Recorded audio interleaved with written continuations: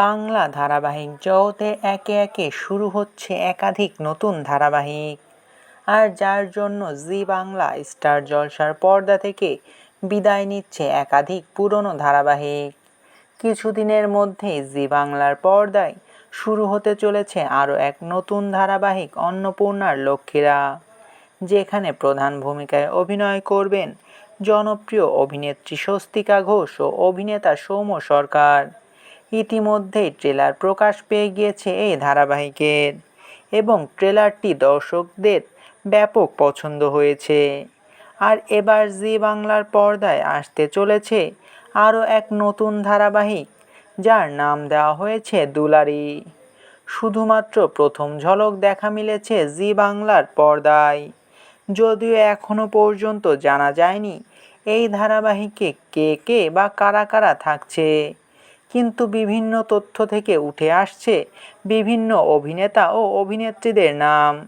চলুন জেনে নেওয়া যাক কোন কোন অভিনেতা বা অভিনেত্রীদের নাম উঠে আসছে যে তারা থাকতে পারে দুলারি ধারাবাহিকের প্রধান ভূমিকায়।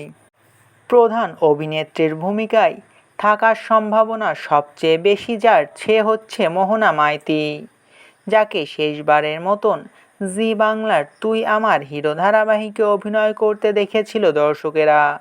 জানা যাচ্ছে দুলারি ধারাবাহিকে প্রধান ভূমিকায় সবচেয়ে বেশি থাকার সম্ভাবনা রয়েছে এই অভিনেত্রীর। দ্বিতীয় যে নামটি উঠে আসছে সেটা হচ্ছে অভিনেত্রী তিতিক্ষা দাস, যাকে শেষবারের মতন দেখা গিয়েছিল ২ শালিক ধারাবাহিকে, আর তারপরে ছোট পর্দায় ফেরেননি এই অভিনেত্রী।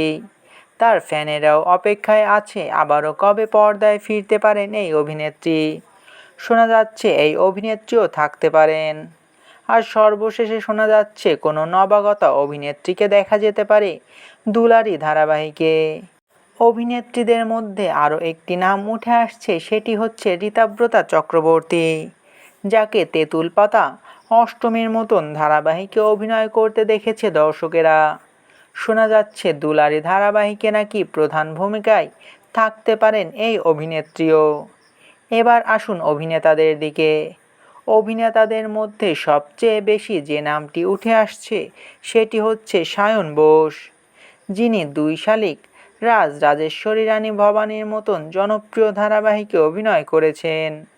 শোনা যাচ্ছে এই ধারাবাহিকে নাকি এই অভিনেতাকে দেখা যেতে পারে।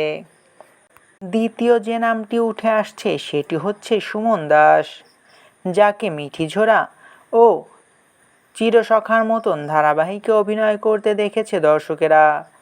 জানা যাচ্ছে এই অভিনেতাও থাকতে পারেন দুলারি ধারাবাহিকে।